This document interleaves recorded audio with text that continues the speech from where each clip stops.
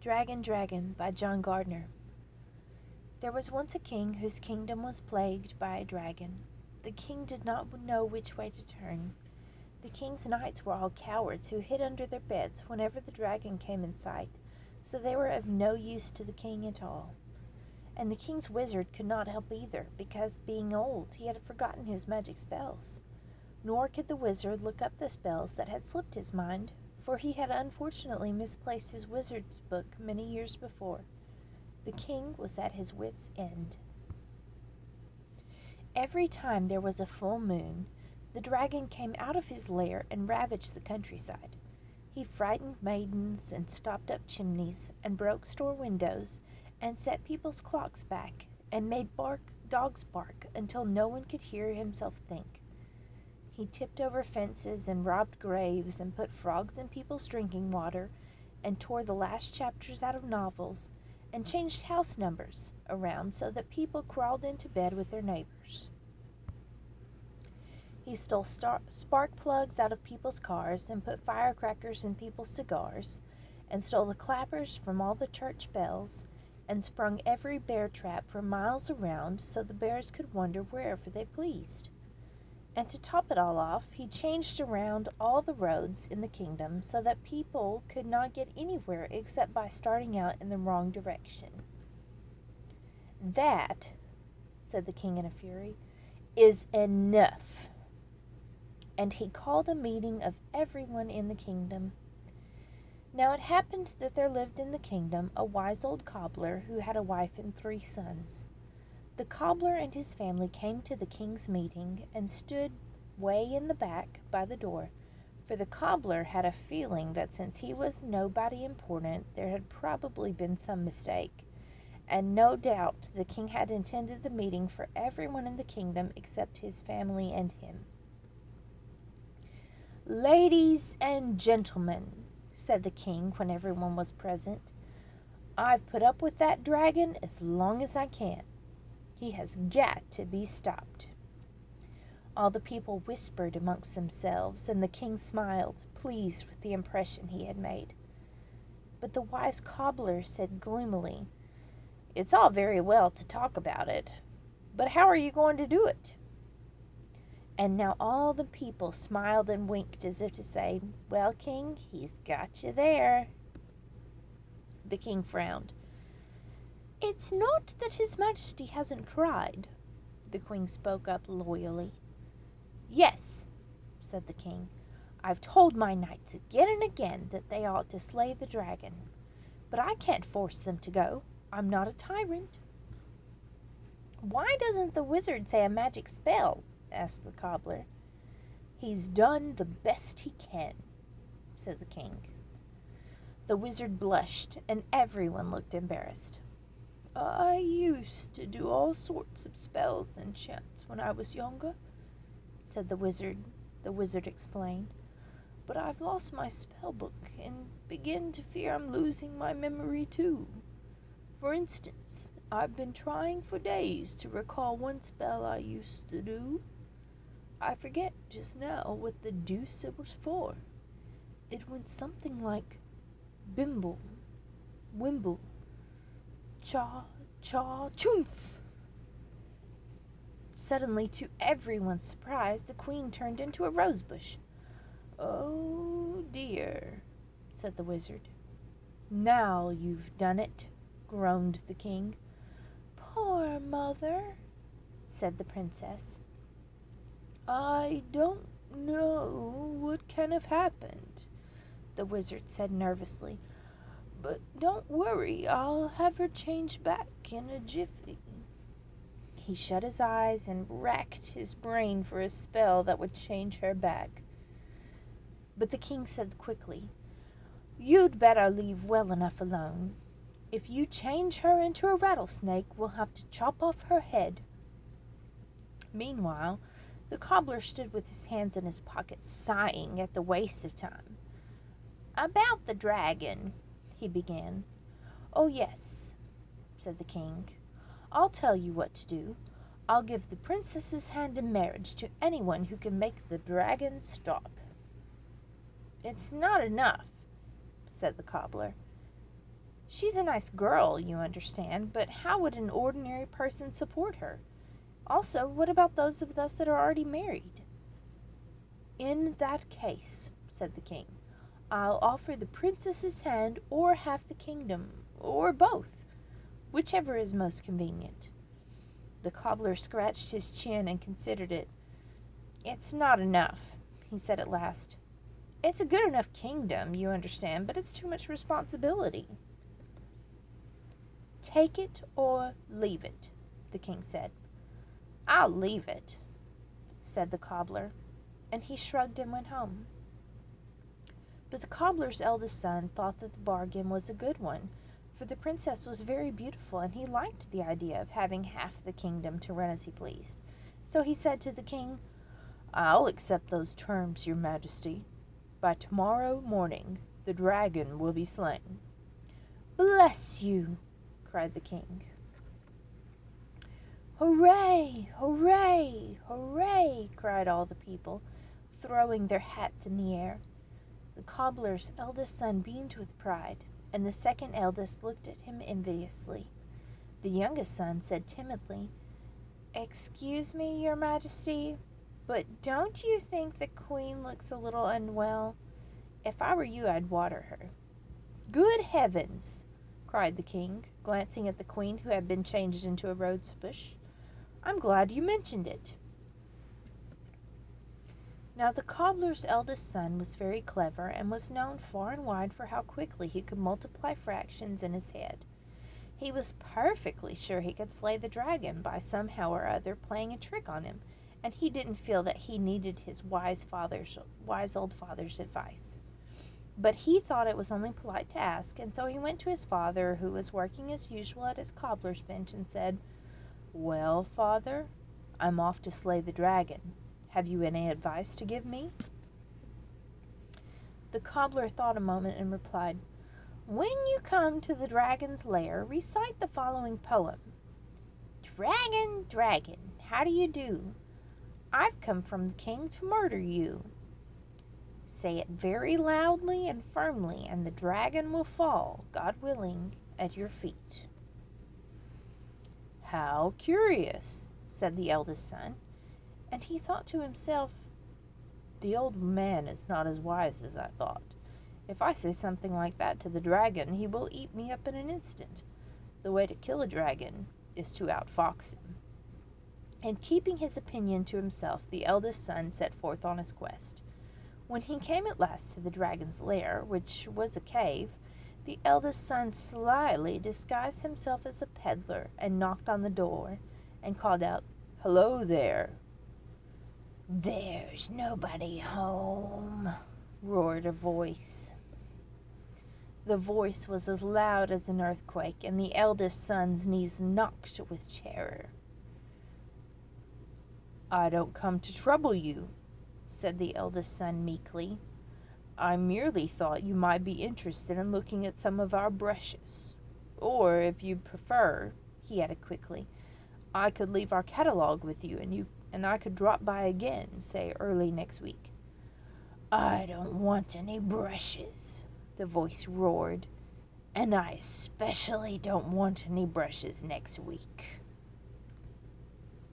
"Oh," said the eldest son. By now his knees were knocking together so badly that he had to sit down. Suddenly a great shadow fell over him, and the eldest son looked up. It was the dragon. The eldest son drew his sword, but the dragon lunged and swallowed him in a single gulp, sword and all, and the eldest son found himself in the dark of the dragon's belly. "What a fool I was not to listen to my wise old father," thought the eldest son, and he began to weep bitterly. "Well," sighed the king the next morning, "I see the dragon has not been slain yet." "I'm just as glad, personally," said the princess, sprinkling the queen. "I would have had to marry the eldest son, and he had warts." Now the cobbler's middle son decided it was his turn to try. The middle son was very strong, and he was known far and wide for being able to lift up the corner of a church. He felt perfectly sure he could slay the dragon by simply laying into him, but he thought it would be only polite to ask his father's advice. So he went to his father and said to him, "Well, father, I'm off to slay the dragon. Have you any advice for me?"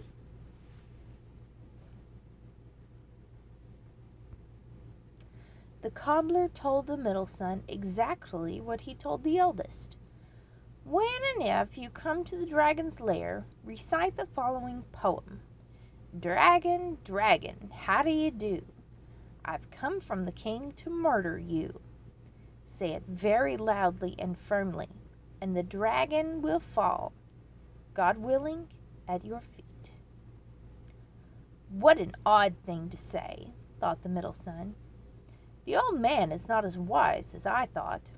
You have to take these dragons by surprise." But he kept his opinion to himself and set forth.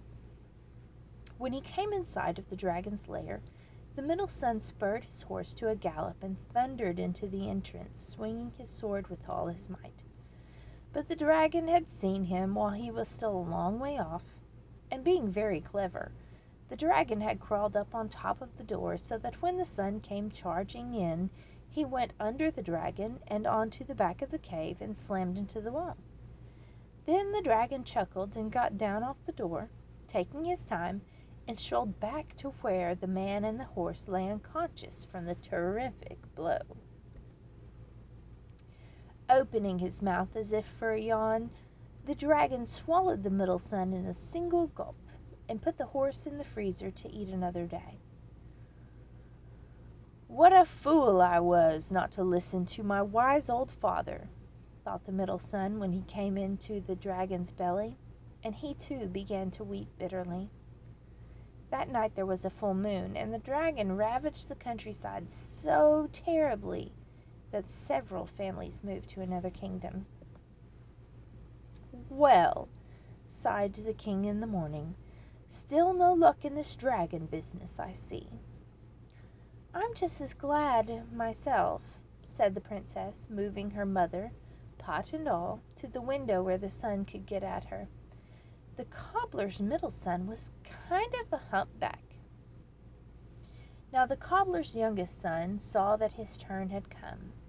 He was very upset and nervous, and he wished he had never been born. He was not clever like his eldest brother, and he was not strong like his second eldest brother. He was a decent, honest boy who always minded his elders. He borrowed a suit of armor from a friend of his who was a knight, and when the youngest put the armor on, it was so heavy he could hardly walk. From another knight he borrowed a sword, and that was so heavy that the only way the youngest son could get it to the dragon's lair was to drag it along behind his horse like a plow. When everything was in readiness, the youngest son went for a last conversation with his father.